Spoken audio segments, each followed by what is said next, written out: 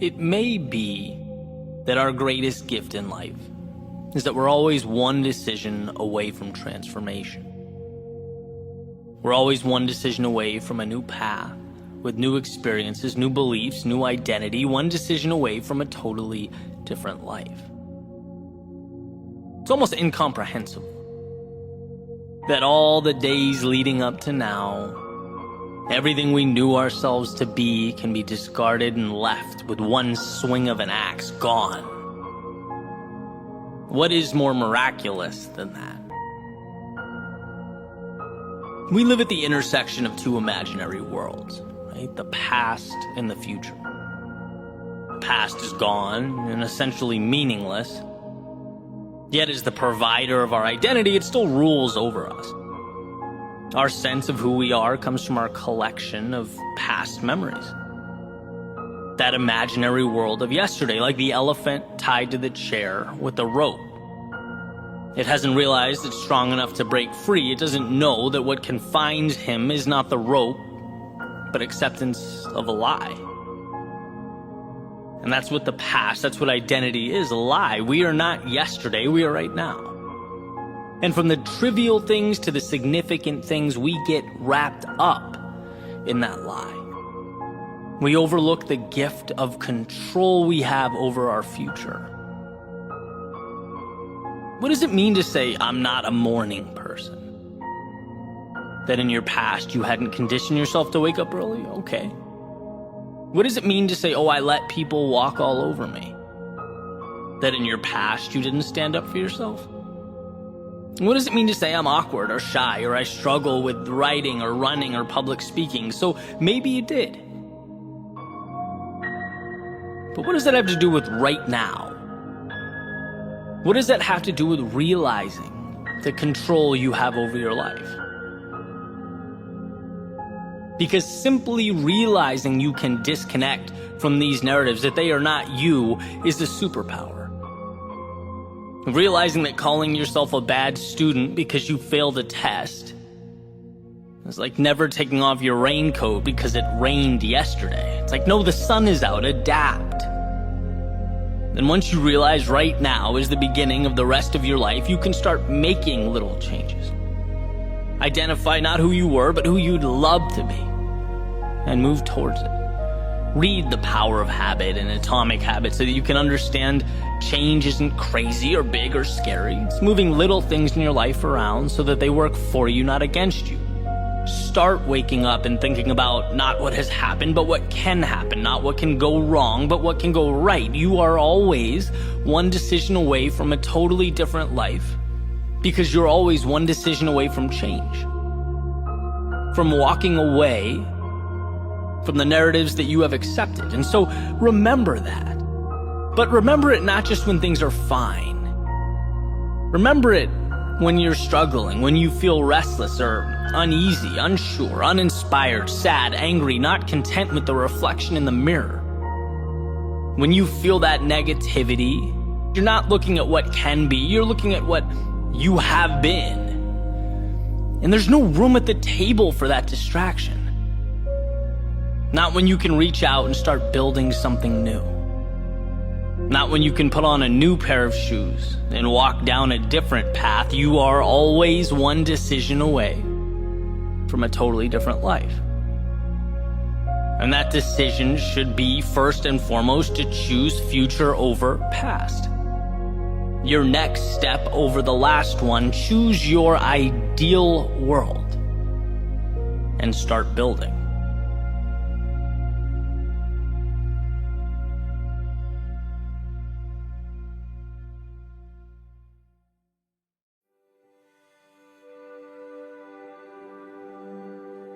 George Eliot has said, it's never too late to be what you might have been. And this is a message that I 100% stand behind. I will always believe that to be true. Why? Because you always have the now to start moving in that direction. And a skeptic or someone playing devil's advocate could say, yeah, well, not me, right? The timeline for me has expired. Or I missed the age requirement. Maybe life circumstances have made plan A impossible. It is quite literally too late. Okay. But here's what I believe we frequently misunderstand in this department. I think we misidentify what it is we really want. And sure, that sounds presumptuous for me to sit here and imply that maybe you missed the mark, right? How would I ever know what you want? Well, hear me out. Because I think too often we confuse the vehicle for the destination. That thing we thought we wanted, in actuality, wasn't really what mattered to us. We wanted where it would bring us. We wanted how it would make us feel. We wanted what we'd become when we engaged in that thing. That thing was simply the ride to the destination, not the destination itself. And that's incredible news. Because vehicles are interchangeable. It's always possible to find a new route or new ride to the show. And this is why self-reflection is so important. Because it's easy to get so caught up in the vehicle that we forget where we're going. For example, I get a ton of inquiries about keynote speaking. And that's fantastic. I think it's really cool that people want to do that and see me as someone to help guide them.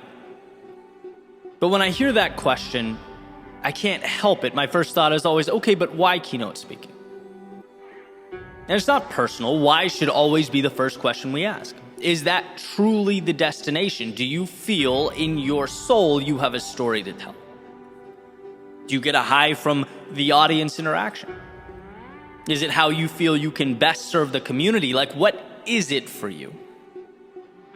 Or maybe it was more of an arbitrary decision, where what you're looking for is, generating impact, adding value to others. Maybe it's some type of financial incentive. Right? All these things are valid and they could all come from speaking. My point here is not to tell you what you should or shouldn't be pursuing as your goal. My point is that we need to understand why. Because when we get to the core of what we really want, the best path to get there often looks way different than we thought it might. I use this example often, but perfectly relevant. Right? There was a point in time where I used to think songwriting was it for me, right? My heart, my plan.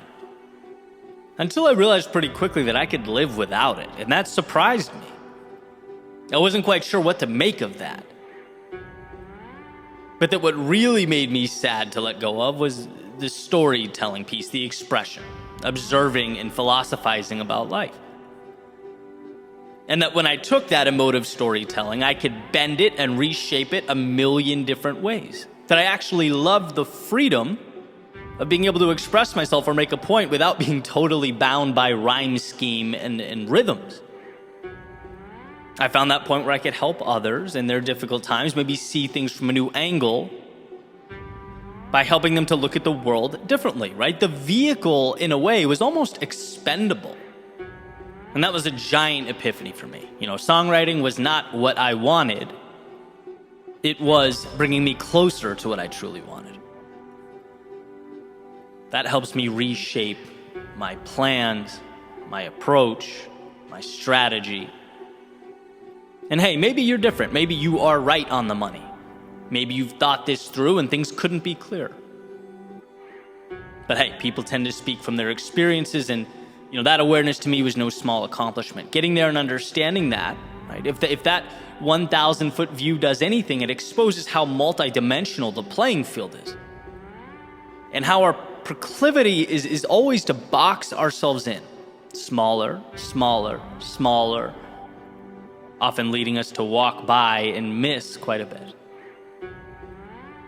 It's also true that understanding what the destination is, making a point to really comprehend that, doesn't mean you have to scrap what you're doing.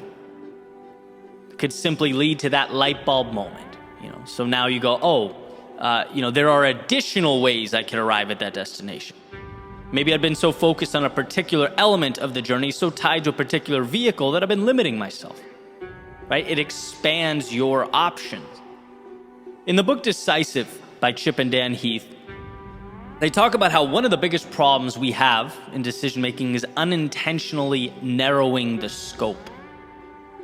That we have numerous additional avenues available to us, but we don't see them because we become so fixated on a few choices. I think of that point often, challenging myself as to why I'm doing what I'm doing, especially when activities are time intensive.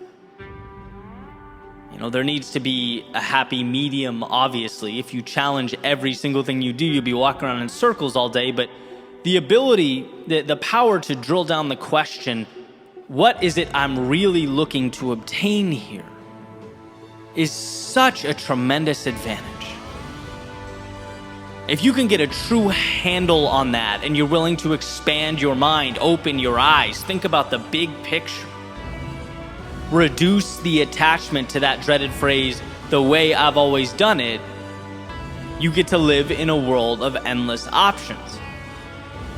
You see that your path is simply that, one path of many.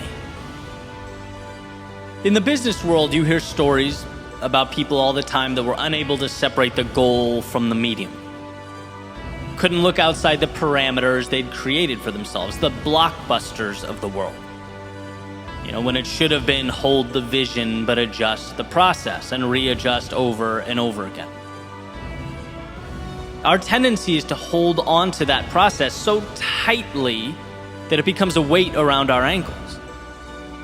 When it comes to relationships, right? People stay in toxic relationships all the time because that's the person. This is the group I hang out with. This is my network. Well, what are you looking to get out of a relationship or group or network? Because no, it certainly shouldn't be betrayal or chronic stress or limiting beliefs being imposed upon you. So if that's the case, detach and find a different way, a different person, or a different group. Again, you're confusing the vehicle with the destination.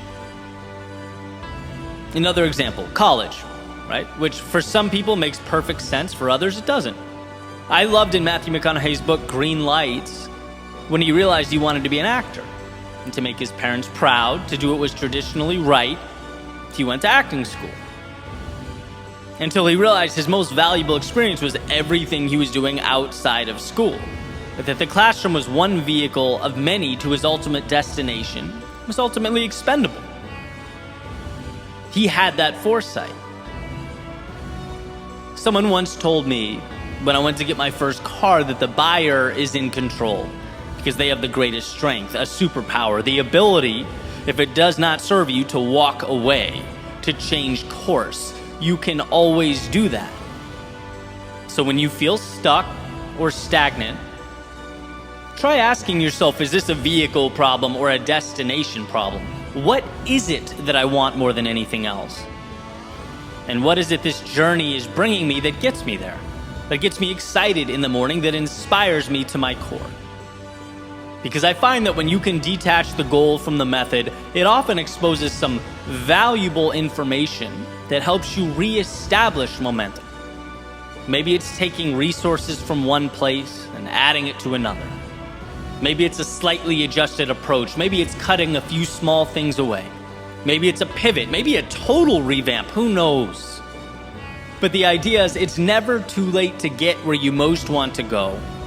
Because when you identify the destination, when you realize what the finish line is, there are always numerous roads that lead you there. We just have to make sure we don't get so caught up in a particular path or exhaust so much energy trying to jam that square peg into the round hole that we miss the infinite number of wide open doors, waiting for us to notice their existence and walk through.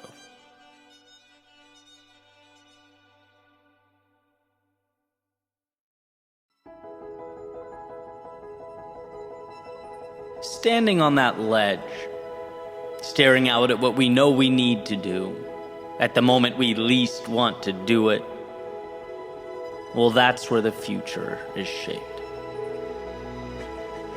When procrastination feels like the answer, or avoidance the optimal choice, where does one draw their strength? They say routine is a powerful tool in this fight. And I believe that. When something becomes habit or part of the process, instilled in the day-to-day, there's just simply less room for negotiation. We show up with our eyes on the prize. But here's the thing, we are human. There's simply going to be days when the world pushes back. Life is a game of complexity. It's unpredictable. You want to talk about the good days? Fine. It's easy to show up when we're feeling good. And thankfully, those days outnumber the others, right? Creating the bulk of our consistency, 10,000 hours. But not all of them. I mean, life is about momentum. Myself, after coming off a pretty terrible weekend for a variety of reasons, I found myself on that ledge again. When the alternative route made itself known, where it felt mighty tempting to call it off, take a break, where my worldview had come into question, I had to ask myself, who are you? Really? It's easy to rationalize walking away in these moments.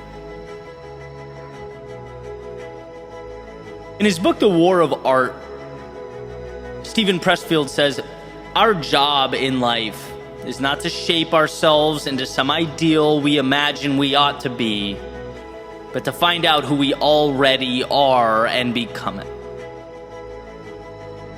Well, who would have known how much goes into that process of becoming? How committed we have to be to the road before us, and not only when it's sunny, but when the skies are dark and gray. And how if we allow ourselves in those difficult moments to say, sometimes it's okay to wave the white flag, it's okay to walk away, then you leave the door cracked to make that same decision at any other point in time. Right? Quitting, conceding can very easily become a habit. And a habit we want to avoid at all cost. Right? I have this little rule that no matter what, I can never leave dishes in the sink overnight. Never. I treat this, arbitrary little promise to myself like it's life or death. Which, again, random, but hear me out. It's half practical, half symbolic. I know that if I say, okay, just this once, I've effectively removed the barrier separating order from chaos. If it's okay just this once, then it's okay 1,000 times. And a messy sink becomes a messy kitchen, becomes a messy house, becomes a cluttered mind. Extreme, maybe. But critical, right? Here is where the symbolism comes in. I understand how fragile that divide. How when I'm tired or have a headache or I'm busy, it's still priority. Because I want to hammer my subconscious with the understanding that I show up when it's inconvenient. That very moment when, I could easily trick myself into thinking it's small or dumb or arbitrary. It's a sink, who cares, right? That's the moment that I need to bleed into the rest of my life. And I think that's exactly it, right? The floodwaters are always looking to come in. And how many cracks until the room gives way? When you've had a few rough days, when you've lost something important to you, when you're sad or disappointed about an outcome, what then? When life calls you to exceed expectations, what then? Because the world around you will always give you evidence to support dialing it back, right? Selling yourself short, if that's the case you're looking to make. But here's the deal. Should you choose the inverse, you are strong enough to be better than you've ever been in those challenging moments. You can show up when it hurts. You can reestablish your why and carry forward even after the turbulence of yesterday. Life will never be easy. It will never all make sense. And this understanding has helped me to roll up my sleeves and continue forward. When I'm disappointed with yesterday, or overwhelmed by the conditions or landscape of the moment, when I question how much I have left. But I've found that when I look hard enough, there's always something to draw on. And that's the message of note. That's what we must show ourselves. When you're on that ledge, this can be where you're at your best. This is where you get to uncover just how deep-rooted your greatness is. This is where you set the standard and the pace for everything to come.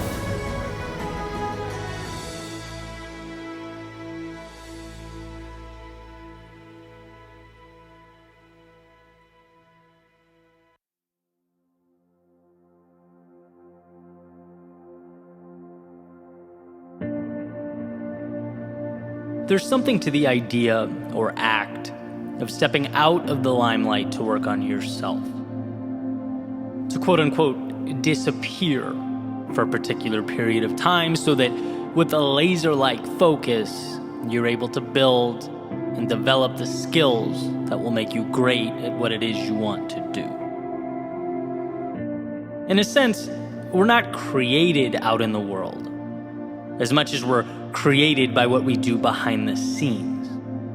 The thousands of hours spent dedicating ourselves to a craft, right? We enhance our value and capability by doing the often monotonous, unglamorous things day in and day out. And those results out in the world are merely a reflection of that work. And that's what makes excelling in any given area so challenging. There's something counterintuitive about performing to an audience of one. Dancing to no applause, exhausting time and energy, resources, so that you can cling to a promise. But that's also why excellence will always be reserved for a few. Open to everyone. But ultimately, a few end up there, right? The same way a finish line is open to everyone, but ultimately reserved only for those willing to put in the hundreds, if not thousands of practice miles to start the race, run the race, and complete the race. There's a substantial amount of sacrifice involved. The outside world is its own chess game. It requires courage and innovation and a willingness to step into its great unknown. But ideally, in doing so, one would be armed with the competency they've acquired when no one is looking. It's a result of their own dedication and commitment. And I actually started thinking about this during a Q&A I did recently, where someone asked if I had any thoughts on how they could start a speaking career, right? I'm like, sure, happy to give my thoughts. First and foremost, understand it's a long play. So be willing to endure that bumpy road, that journey. There's no magic formula that makes you an MLK-esque orator overnight, right? You work forever to capture a fragment of that excellence. And someone kind of chimed in, giving me a hard time. We know, Eddie, you hate marketing. And I'm like, marketing? It took me a second to connect the dots. How is this related? And the light bulb went off, and I kind of laughed because I do bash marketing quite a bit. And I think what they were getting to is I'm always talking about the long game, right? I'm always talking about working on yourself, the back end, the deep work, chiseling yourself into something that's unique, authentically you, extraordinary in its own right. Or being so good, as the saying goes, they can't ignore you. But at the same time, it would be pretty ridiculous and stupid for me to say marketing is not important. Marketing's pivotal. ingrained in some capacity in everything we touch. You have to be able to effectively communicate why something is valuable, obviously. But I think there is a misconception and genuine misunderstanding in today's day and age with regard to adding value, with regard to rising to the top of a niche or making an impact. We see flashy posts and ads and videos and think, that's the target. But that's just the mechanism for communication. That's the bullhorn. That's not the value add. In Cal Newport's deep work, he mentions how difficult it's becoming for us to break away from the social media and the push notifications and the emails, and in solitude, do the kind of work that really moves the needle, that propels our greatness and makes us better at what it is we're looking to be great at. We officially exist in a world of distraction, where perhaps the greatest challenge now is, how do we disconnect? How do we turn off? How do we slip into a state of deep work so that we can grow as people?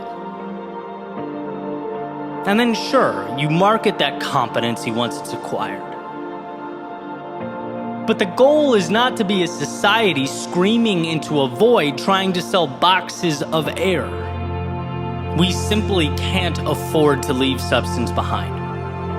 Value is ultimately what makes the world go round, and it's created, again, outside of the limelight. And look, there's going to be some bias to my approach based on the path that I chose to take. This has worked for me, so I stand by it. I advocate for it. And surely there are some very talented people that disagree with me, and that's great. But I've always had the arrow pointed at what I want to do, what I want all this to mean at 45 years old, 55 years old. And right now, looking back, it's all the hours I spent writing in solitude, or giving speeches to a wall in a studio apartment, recording and re-recording, adjusting my approach. It's reps, reps, reps. That, to me, is what matters now. That's what I'm most thankful for. And some time has passed, and as I transition into a new phase, now sure, I can get help and start blasting posts all over social media. That's easy. But the important thing is that I have a foundation to stand on. The posts are not the product, the craft is the product. And I want everyone to at least, whether they agree with me or not, understand that distinction. The million-dollar question, the differentiator is, what is your value add? If you can ask yourself that, right? What is the one thing I want to be the best in the world at? Where is my North Star? And then spend every day, at least some time every day, chipping away at that, you'll be unstoppable. But truly chipping away. Not feeling the need to share every detail with an audience or capture every second of what you're building behind the scenes.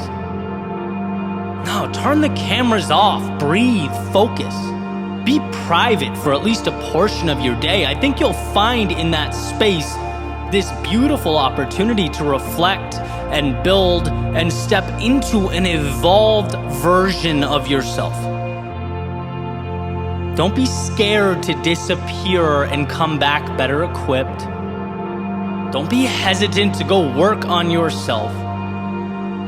If you're talking substantive impact, true value add, it's always the people willing to put in the hours, to do the things that most people are not willing to do, target, identify the areas that make the difference, and then hammer those repeatedly.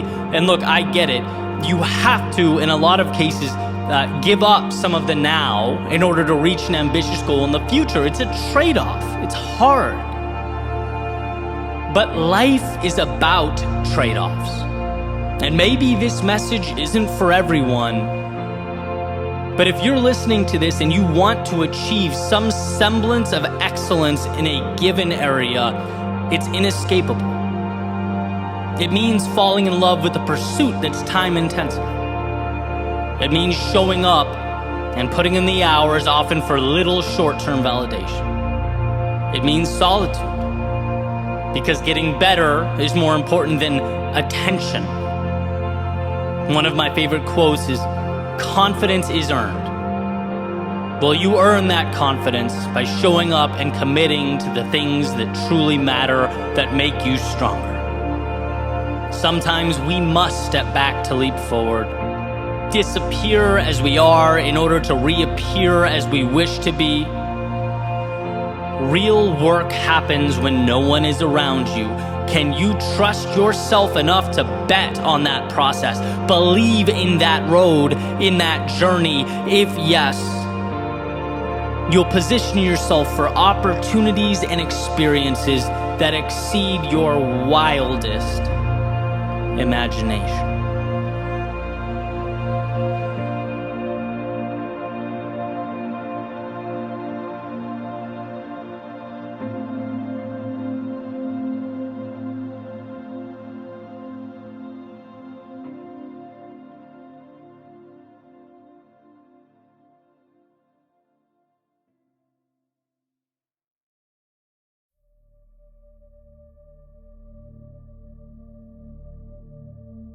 It's easy to look back and think about all the things you could have done differently. Especially since, as we get older, we get wiser, right? Time provides this beautiful gift of clarity. And ultimately we realize things like, maybe a lot of our hesitation was unwarranted. Maybe a lot of our decisions or indecision was fear-based. And knowing that, it's easy to look over your shoulder and feel like you could have lived a different life or taken a different path. At the very least, wish you'd done things differently. But the reality is, everything you've done has, in fact, taken you here, to this moment. And when you dwell on the past, the should-haves and the could-haves, you completely diminish the power of right now, the current moment. You completely underestimate the knowledge and the wisdom you've been collecting for years, whose single job is to assist you in your next move. It's a compounding of experience. The good, the bad, and the ugly has landed you right here, right now, and how beautiful right here is. The infinite blank page. The forever fresh start. And that's not to say the past doesn't matter. It's to suggest that your prior discomfort, your mistakes and lessons have equipped you to deviate from the routines and the cyclical nature of your past. Right? The past is a gateway to now, not a life sentence. And there's a difference. You say last year or last month or last week is valueless because you did X when you should have done Y. I say to that, doing the wrong thing has positioned you to now do the right thing. Potential energy, right? Like a spring being pulled back tighter and tighter and tighter, awaiting its opportunity to propel forward. You don't get that without those could-haves and should-haves. They're integral to the process. The reason you'll be different moving forward. You can say, I wish I'd taken more chances. I wish I was bolder. I wish I followed my heart. Two pieces of news for you. One that's fantastic. It seems as though you're now aware of those times you fell short and can therefore mitigate them moving forward. And two, you're not dead yet. We have to stop looking at yesterday like it's anything but a ladder to greater competency. The gymnasium for your decision making. Anyone can cherry pick the past, but the practical me asks, what does beating yourself up about what's gone do for you? What does it add to your life? Except for enabling and legitimizing the same identity you're looking to evolve and move on from. See, we don't limit ourselves because of right now. It's always because of yesterday. Look what happened. Look what I lost. Look how things turned out. And it's like, take the data and trudge forward. You now have the tools to move right into that darkness of night. And in 5 years, you'll look back and sure, you'll wish you did things differently. And same 5 years after that. But that's why life is a journey and not a standardized test. We are picking up the pieces as we go, painting the masterpiece one brushstroke at a time. And even though you might wish yesterday's brushstroke was a different color, a little darker, different shade, it's just as valid as all the others in contributing to the mural in its totality. So sure, be your greatest critic, but be your greatest ally as well. And that calls for being bold enough to let go of what's gone. Extract the value from yesterday and use it to build now. Something, anything, that's up to you, but hear the message. It's up to you now. Not who you were yesterday or what you did, not how people saw you or how you used to live your life. You have an opportunity now to go wherever your heart desires. Stronger and wiser at this point in time than you've ever been in your life. So rather than dwell on what's gone, how about asking how you can take those pieces of yourself and build again?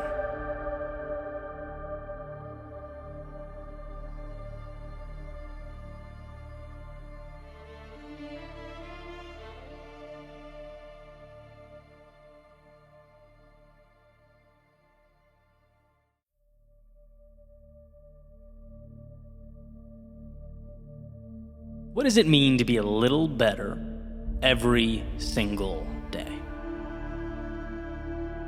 James Clear has noted that if each day you improve by only 1%, you'll be a full 37 times better in a year. That's an almost unfathomable number. Unbelievable transformation. Imagine being 37 times better at what it is you're looking to improve on. 37 times more efficient or skilled. All because of a 1% per day commitment. Almost sounds too good to be true. Here's the catch though, 1% doesn't seem like much. Which is good, one might think. That should make it easier. Well, sort of. The easier and more seemingly trivial something is to accomplish, the easier it is to dismiss it as well. We've all been there that, maybe not today, maybe tomorrow. No big deal. We don't lose anything. And that's what we must learn to wrestle with. Right? Jim Rohn puts it this way. He says, being successful is easy. The issue is that being unsuccessful is easy too. Saying yes to the little things you know you need to do is easy. But so is saying no. Putting your phone away to work on something of substance, yeah, that's pretty easy. But watching just one more TikTok or Instagram or YouTube video, that's easy too. putting your shoes on, going for a walk or a run, heading to the gym. Hey, procedurally, pretty easy. Not that complex. But talking yourself into just going tomorrow instead, also a rationalization that's pretty easy. And that's essentially the question. Which easy are you going to go with? How do you put yourself in position to select the right easy? Well, like so many things, it starts with the worldview and flows out to the tangible actions we take in support of that worldview. First things first.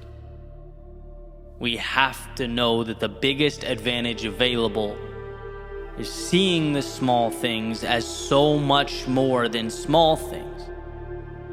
It's refusing to fall victim to the disappointment and burnout associated with hoping for one huge jump, a miracle solution, the answer that will change everything. That's deceiving. Winning looks small and consistent. Progress is boring. It's mundane. It looks like deciding on what matters and then making a pact with yourself every day to keep your own promises. When most would fall off or push things to tomorrow, it's seeing your commitment as everything.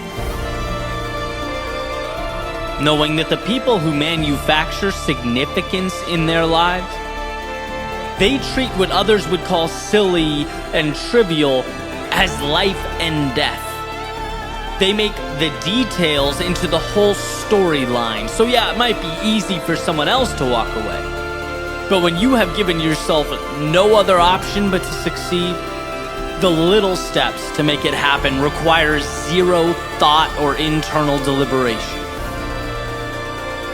The person who gets into shape over the course of 6 months, they're not going to be the one who found a secret diet, bought a piece of equipment on Amazon. They didn't do the necessary thing here and there when they had their fleeting moments of inspiration. No, they made better, consistent decisions. No to the soda, yes to the water, no to the alarm, yes to the run, no to the Netflix, and yes to the gym. Both options were easy in the moments in which they arose. But each time only one option mattered. And that's what it's about. Tying the prolonged gratification to something that means the world to you, where each step is not just a step, but one step closer to the moon. So no, it's certainly not that a can of Coke or dessert or the day off will kill you. But flip the narrative. It's that when you do stay true to your mission and the promises you make to yourself, you get something so much more back. It's not, oh, what will I lose by skipping this 1%? No, in a world where excellence compounds, it's look what I am becoming. And this decision is an investment too good to pass up.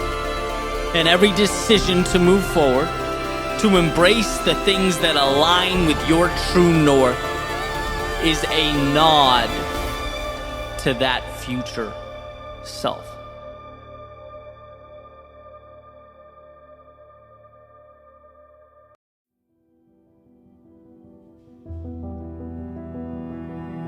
I made it part of my morning routine to go outside, have a cup of coffee, and listen to this app that gives you basically 15-minute summaries of books, right? Kind of randomizes it for me.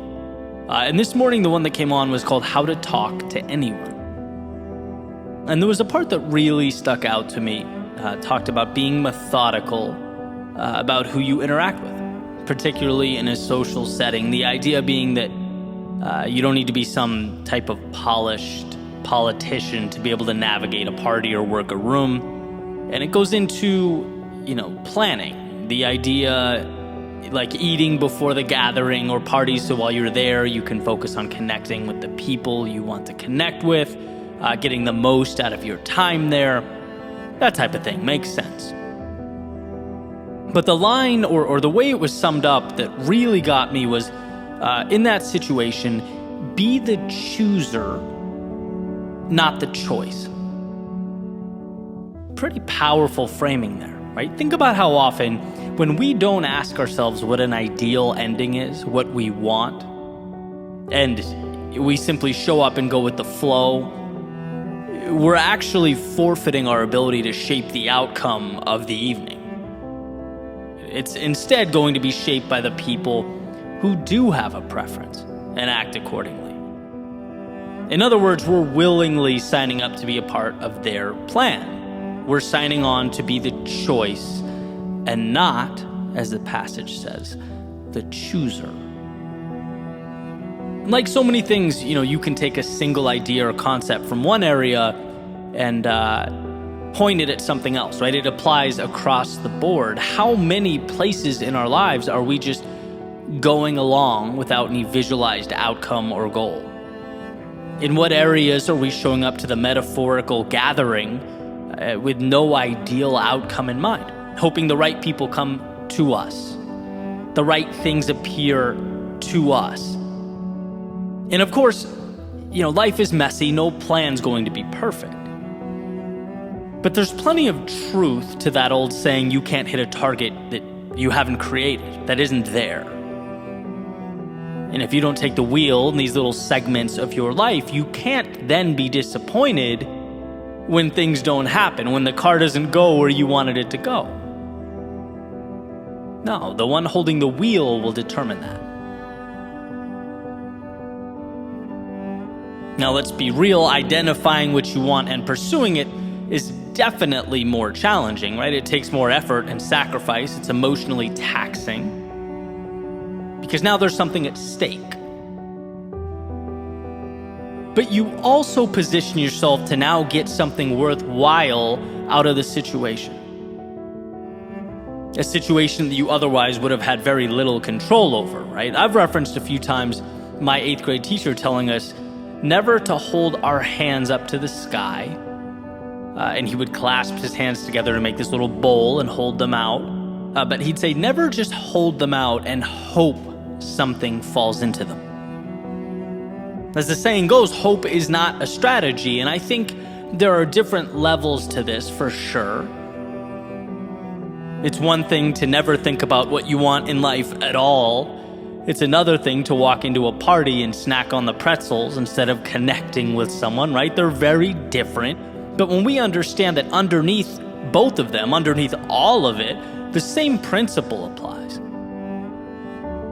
We can at least recognize where they're happening in our lives. Some small, some bigger, and perhaps more important. Layers to a cake. But why wouldn't it always be beneficial to ask yourself, 1, what matters, and 2, what can I do to bring me closer to what matters? At least then you're cognizant. I think often the greatest opportunities are lost simply because we're not aware of them, right? So if we make ourselves aware and we miss the opportunity, let's make sure we missed it because we looked it in the eye and chose no. We met that additional layer of resistance and still said no thank you, right? There's intentionality to it. I remember reading Darren Hardy's book, The Compound Effect, and he's someone that is apparently incredibly meticulous about everything he does, to the point where he would write out a description for his future significant other. Like if it were a dream world, the exact person he was hoping to spend the rest of his life with. From her eye color, hair, what she enjoyed doing, all that stuff. And, it goes to show you the difference a few years can make. The first time I read that, I thought, well, that's way too extreme. I skipped right over it. Now I look at that and I'm like, yeah, he's just creating an ideal so that in the real, tangible world, he can put himself in the best position to attract that person. He's creating a goal. Otherwise, what's the alternative? You just kind of walk around and hope, someone appears around a corner someday who aligns with you and what you want and your interests, and it's rolling dice.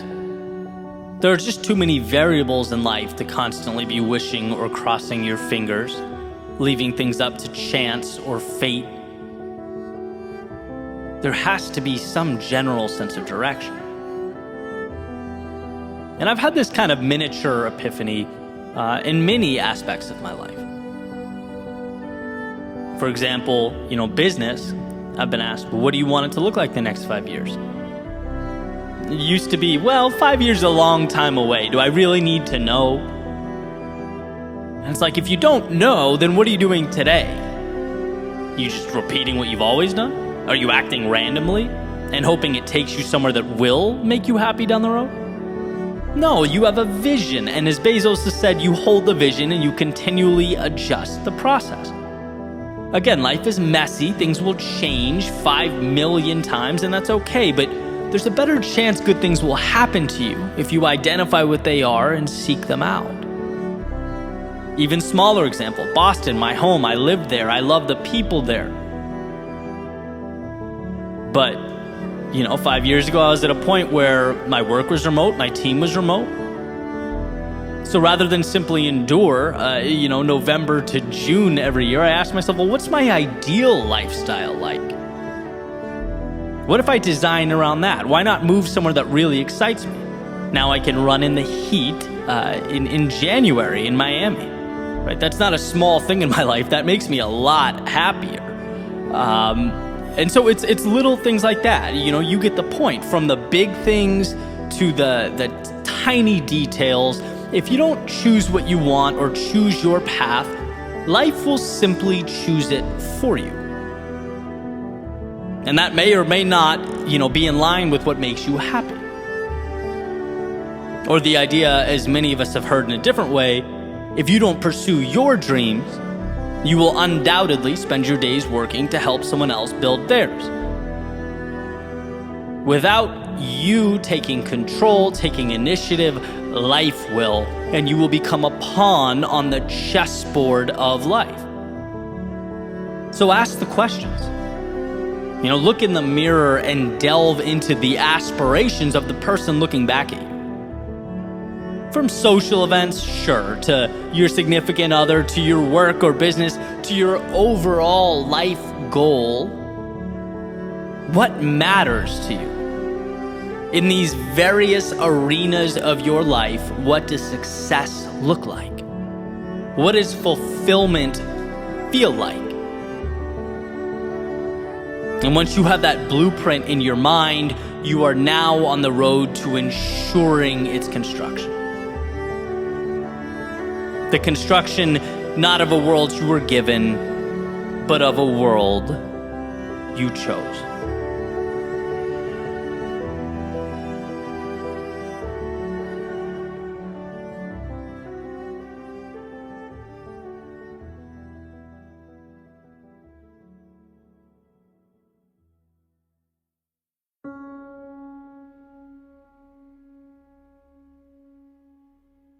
It makes perfect sense in our busy lives that we sometimes lose sight of fundamental truths. Right? At least from time to time, that's part of being human. And I want to talk about an important one. The tendency to forget that parts make a whole. Sounds simple, sounds obvious, not so much. That pieces make a stack, that little actions create big change. And I can tell you that every time in my life I've found myself in trouble or overwhelmed or intimidated, it's because that very simple concept has eluded me. And all I can see in the moment is how far I have to go. All I can see is this big, intimidating result, and I'm not there.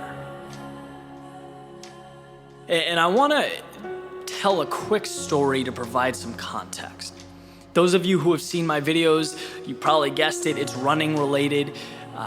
But if you're not a runner, hang tight, because this is not in any way specific to running. It's just a good way to articulate the message, and you'll see that. So the realization occurred a few days ago doing a distance run down A1A, which is just a long, straight stretch down the coast of Florida. it's perfect to kind of zone out and just run. And that's exactly what I must have been doing, zoning out, because as I'm, pretty far along, I realized that they were kind of closing off the street. There were people lining the sidewalks. There was some kind of organized event. Realized that I couldn't go back the same way that I came up. So had to run up the beach. And it was one of those things where we've all been there, right? The idea was great. Our body didn't necessarily like it. It just was one of those days. It did not feel good. And I was really, trudging my way forward. And I noticed that every time I thought about the distance I needed to travel, I felt worse. Right? You know that feeling when you're uncomfortable? It's the thought of having to endure that for a long period of time that's most taxing. Sure, right now is uncomfortable, but what creates the anxiety is that it goes on for a long period of time. We don't see an end to the immediate. We can't stop thinking about the space between where we are and where we have to be, right? So I'm continuing along, and my mind sort of makes its way back to my freshman year in college. And this is an important part in my life, specifically because it's when I really learned what it meant to work hard. I had no idea. And I speak about this often because I went through high school, I had good grades, I was a decent athlete, but I didn't understand what it meant to truly work. My first month in college as part of the rowing team there was where I learned that just because you're suffering, just because you're hurting, doesn't mean you're entitled to anything. Someone else out there is suffering just as much. The difference is they might be getting more out of it. They're not feeling sorry for themselves. And that mentality was eye-opening for me. It's not, look at me, I'm a hero for putting myself through this. It's uncomfortable. She's also uncomfortable. Which one of you guys is going to turn that into results? That's what defines winners. And I remember, the first workouts I did. I remember doing jump squats and wall sits with my teammates and emphasizing ways to break down the exercise into simple pieces.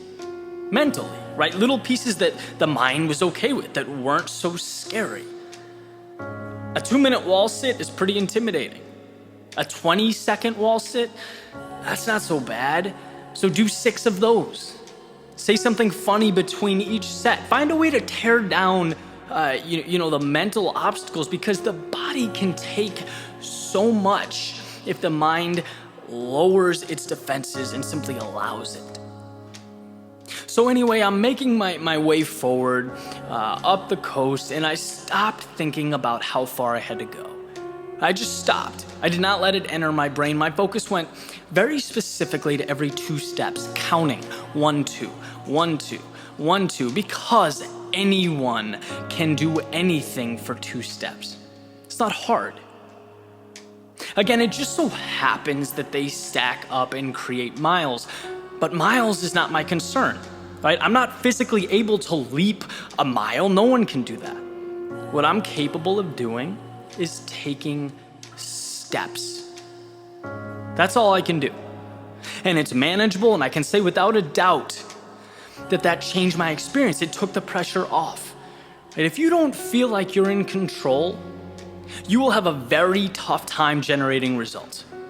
Because again, no one can leap a mile.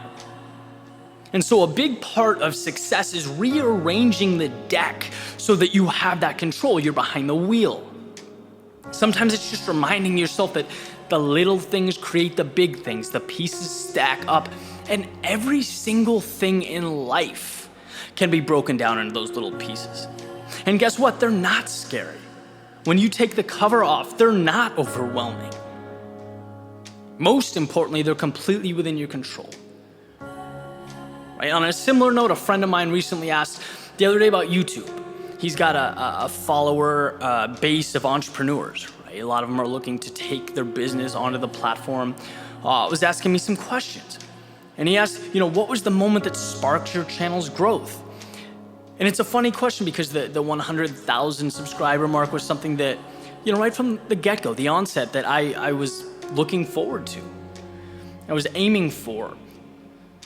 But there was never that mile leap.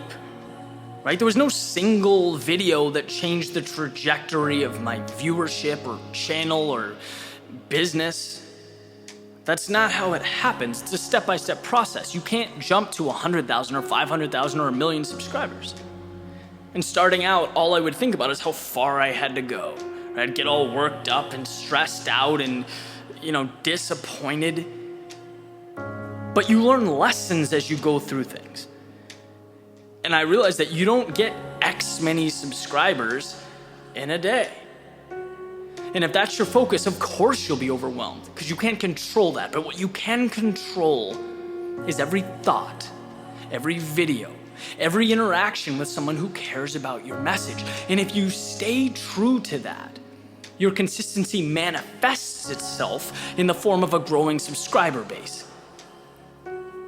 And the point is, it doesn't matter what you're doing, right? Talk about running, talk about YouTube, it could be sports, it could be relationships, it could be anything. Yes, you want to understand where you're going, you want to know your target, you want to lock in a direction, then let go. Goals derail us because we forget what they're made of. They're made of little vulnerable pieces. To get to the top of a mountain, you have to climb it rock by rock. And when you're looking up from the base, yes, it's demoralizing. It might even seem impossible. But no one can cover that distance. It's about the steps to the top. And then at some point, so long as you decide not to turn around, so long as you remain committed to overcoming each tiny obstacle, each barrier, you'll be at the top looking down at everything else, everything below you. Why? Because you didn't see the stack. You saw the pieces that were laid on top of each other, one by one. And that makes all the difference. Success is seeing what's beyond the surface, what's past the things staring you in the face. And if you can manage to do that, you'll see that nothing in life, nothing is too big or too tough for you.